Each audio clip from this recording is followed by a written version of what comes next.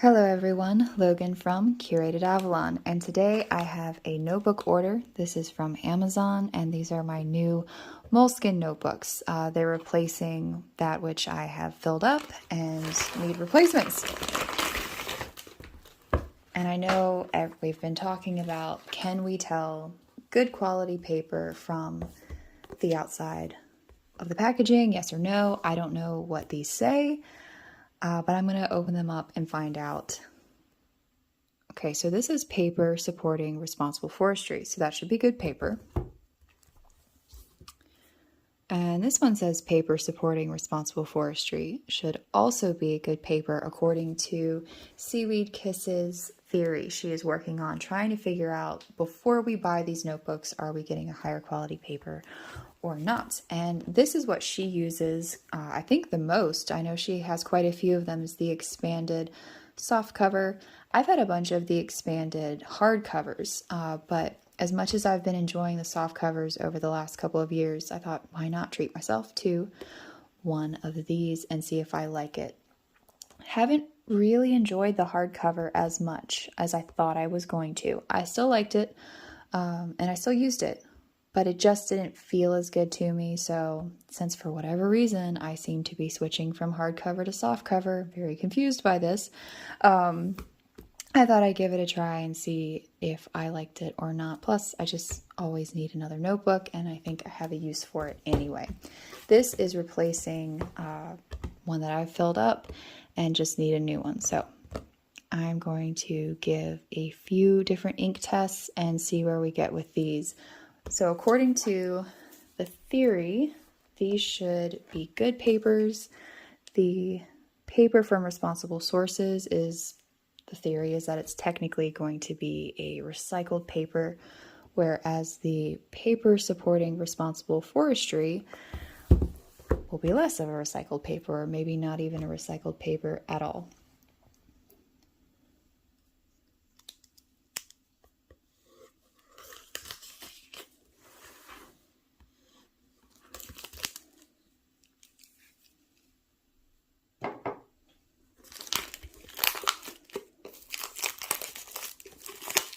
And yes, I know, why do I still buy the Moleskine notebooks? I love them. I'm sorry. I don't know what it is. It doesn't make any sense, especially since I love white paper so much more than cream paper. There's just something to do with the Moleskine notebooks that I love, and so I would just really appreciate it, Moleskine, if you figure out how to keep the paper quality consistent. That would be so fantastic.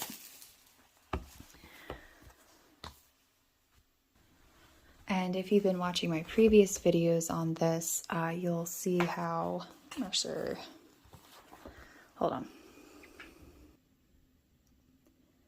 And if you've been watching my previous videos on this, you'll have seen where I talked about how this notebook had some of the nicest paper I'd ever used in any notebook, much less a Moleskine for fountain pens. Just adore this notebook, but it's almost filled up. But this was the example I was using. Full on ink sample. The writing is good. This is a wetter ink. Had some bleed through on the ink sample, but I mean on the writing, I mean that's what I want out of a notebook. As far as performance goes, that's pretty good. So I have my Vanishing Point in stripes with the dark matter ink. I also have my Relic pens, Thomas Jefferson fountain pen with Rome burning, and I have a Leonardo pen with writer's blood. So those will be my 3 pens today.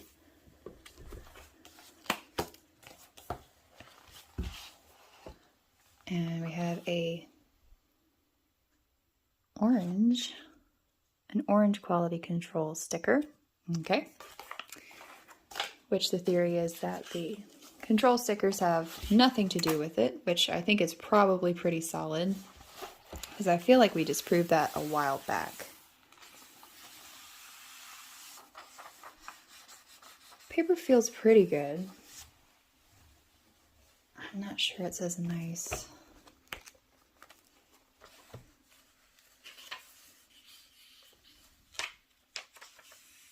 Yeah, I don't think it's as nice as this. This was like the most magical paper. Much smoother, shinier.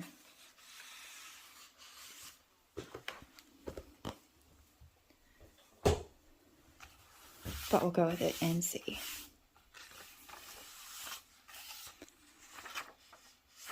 Doesn't feel bad.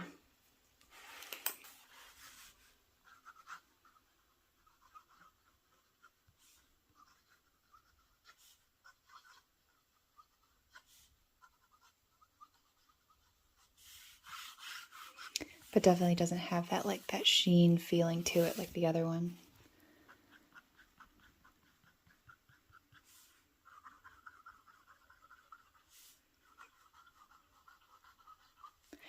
I might just end up buying some more of those notebooks in that color cover because I'm thinking that maybe it's not as popular and it might just have had a really good run.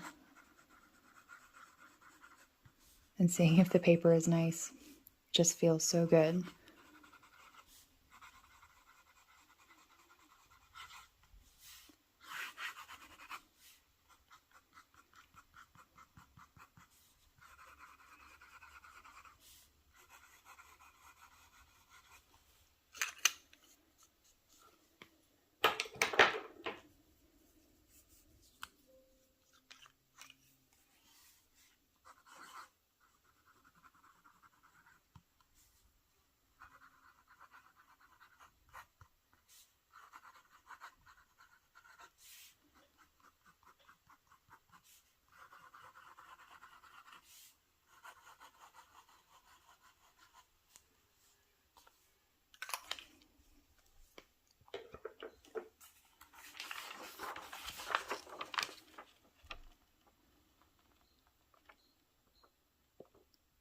So what's cool is that hardly anything shows through, which means my camera's having a hard time focusing, but there's really no bleed through.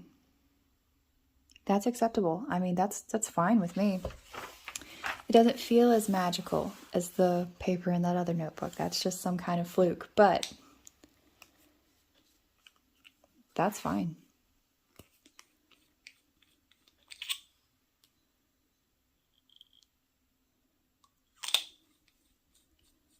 And I'll go ahead and I'll do a little bit of a ink spot test, but just bear in mind Rome Burning, which is now called Rome, is a very wet ink. It bleeds through just about anything if you're doing like a splotch or a spatter or something like that.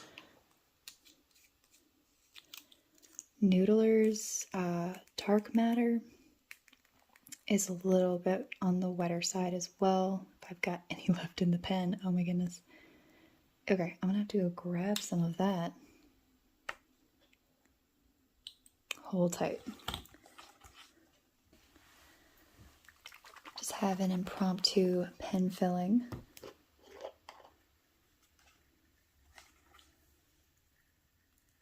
And if you've seen video where I have done like a full fill for the Vanishing Point where you can get the ink all the way up to the top, I do have that video. I don't do it as often anymore because I'm usually just in a hurry. Like all that wasted ink, so to speak, I'm just usually in a hurry now. And I'm not writing as much as I was. When I was doing the full fills all of the time, I was writing like 8 hours a day.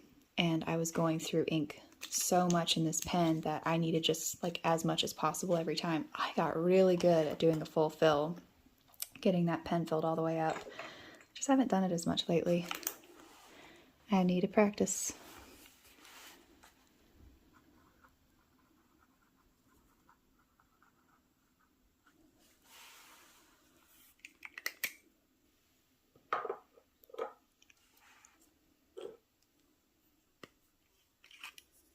I think I've still got enough ink in this one.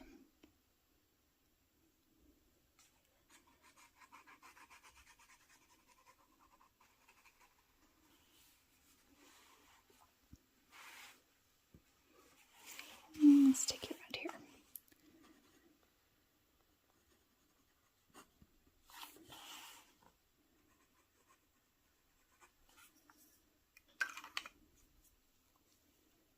Oh, and just FYI, anytime that you expel ink through the nib, like I was doing for these samples, you want to write with it a little bit or just wipe the nib off before you cap. It's gonna a little bit will run out, or your nib section, your grip section, it's gonna be inky the next time you get to it. That's why I've had inkier fingers lately. I've had very poor fountain pen habits lately.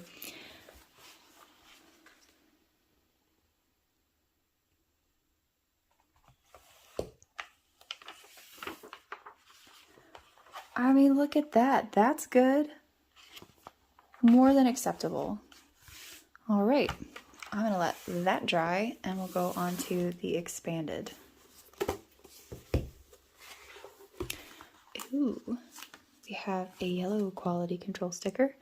I'm not sure I've seen that color yellow before. Like, we're gonna get really particular. This is like a bright lemon yellow versus the darker yellow.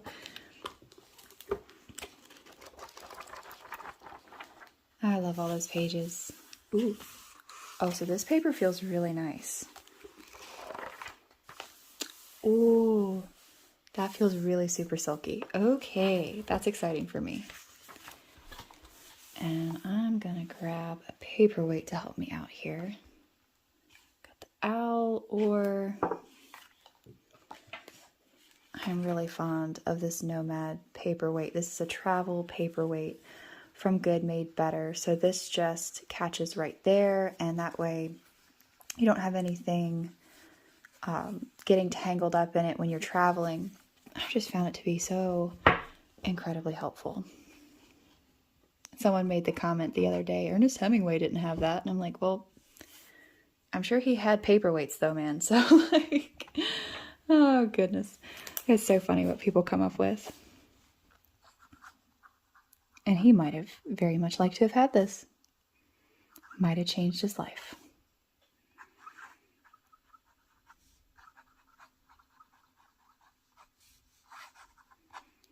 This feels fabulous.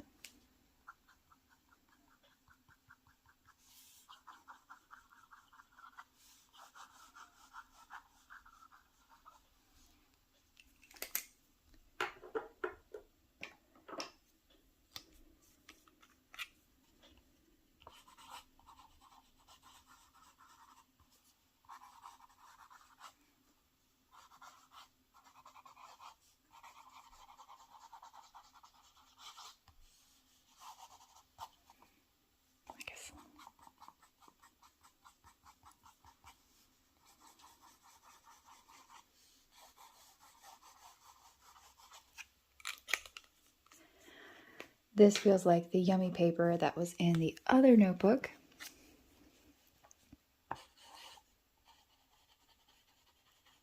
And this nib was a little overloaded, like I said from before, but isn't that pretty? Just a little bit of extra there on the edge.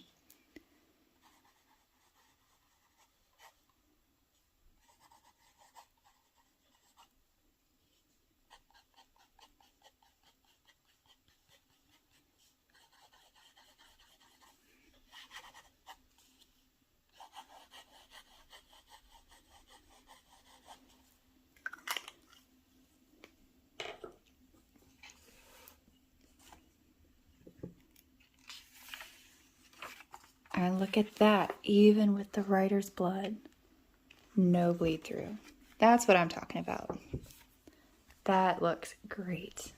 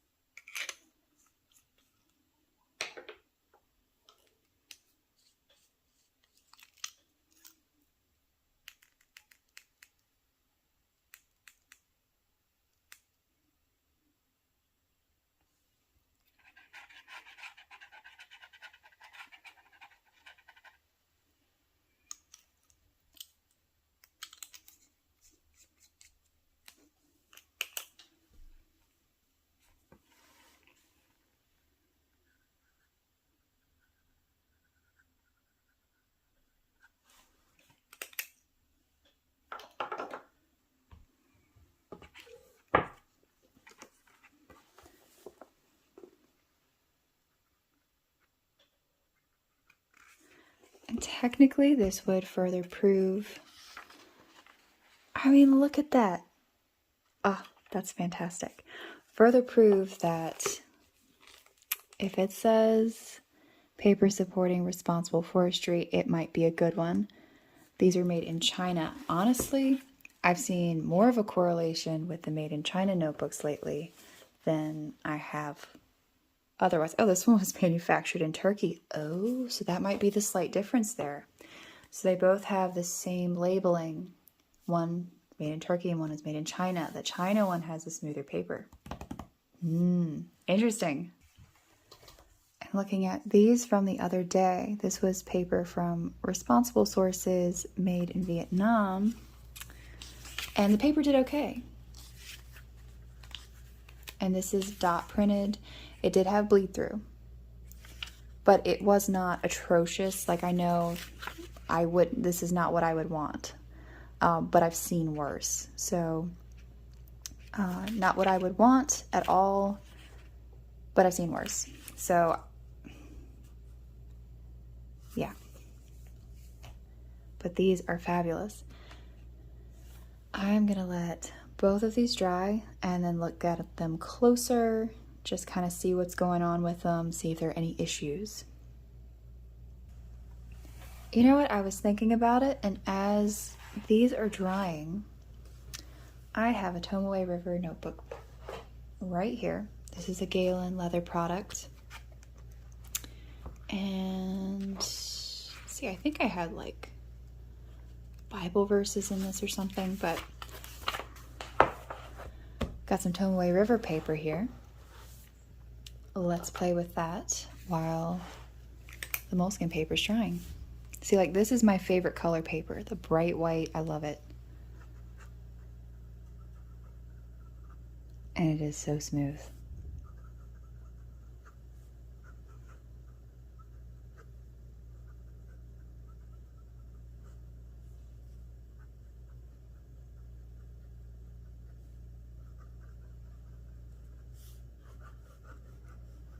It's like so smooth and perfect. It's almost too perfect. Love this paper.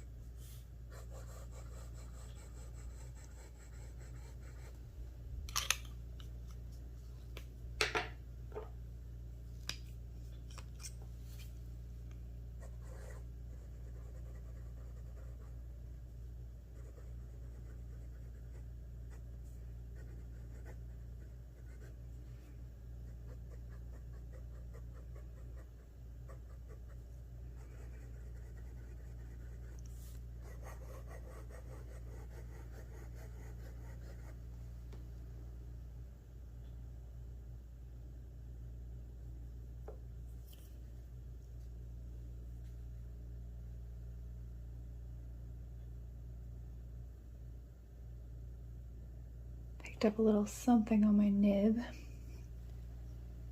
And I just need it to go away. I think it's gone. Well, yeah, might as well start with this one.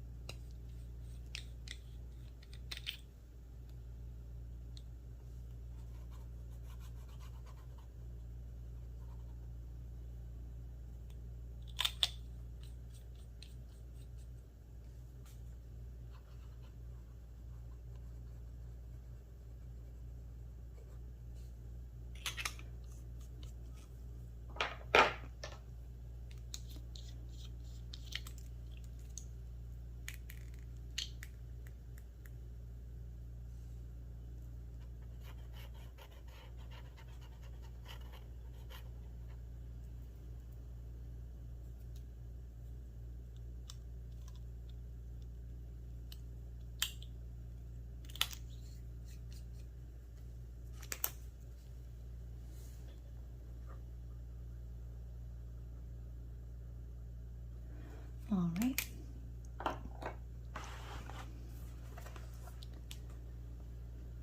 Play around with all of the papers today.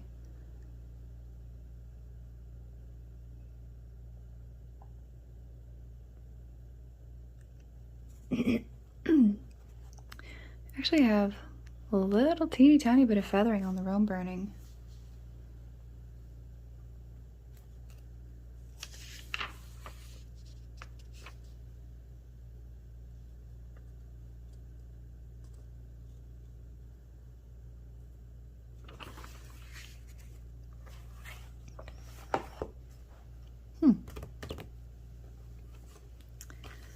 That one.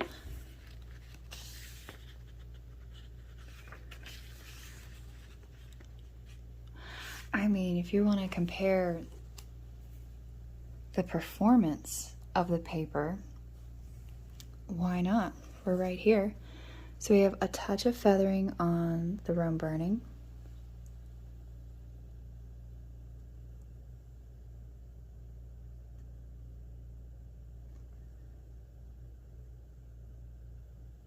Dark matter looks solid. Writer's blood looks good. And we have back shadowing. A teeny tiny bit of bleed through on the Rome burning, just enough, and it may have just been because the pages were kind of pressed together while it was wet. We've got the large size Moleskine. I don't see any feathering on the Rome burning. Maybe ever so slightly on the writer's blood where it dumped more ink. What's interesting here is it did kind of feather out with a little splotch. Still has some glitter left in that pen. Oh, that's so funny. And back shadowing. Okay, so we did get bleed through on the Rome burning. But crazily enough, I'm looking at this thinking that that is comparable as far as performance goes. You know, and that's kind of a crazy thought that Tomoe River paper and a Moleskine paper could actually compete. And we have minimal bleed through on the splotches, and that just all looks good. So that is interesting. I mean, so if you can get the good paper in the Moleskine, you do have a fountain pen worthy paper. I think that's fantastic. I think that's the direction Moleskine needs to go, especially since they actually sell fountain pens now. That's a comment I keep hearing, you know, Moleskine has never claimed to be fountain pen friendly, and no, they haven't. I don't think anyone's really been like, how dare they, you know, not accommodate the fountain pens. It's just we would like more quality control here. But they do sell fountain pens, and I think their notebooks should be reflective if that's going to be a product that they want to pursue. So what we figured out is so far that the paper from responsible sources, at least in my experience here, for the most part means the paper is going to be worse. Paper supporting responsible forestry has been better, except in that, what was it, that one ruled notebook. It wasn't very good, but that one was made in Vietnam, I think. And this one was made in Turkey. Not as smooth. The paper made in China, it's much smoother. You get kind of this glossy, almost, dare I say, Tomoe River experience. This is definitely smoother overall, but this is quite nice to write with. So, given that, what are your thoughts here, y'all? Like, tell me down below. Would you buy Moleskine if you knew you were going to be getting this quality paper? Would that get you back to Moleskine, paying that price for their notebooks? Let me know in the comments below.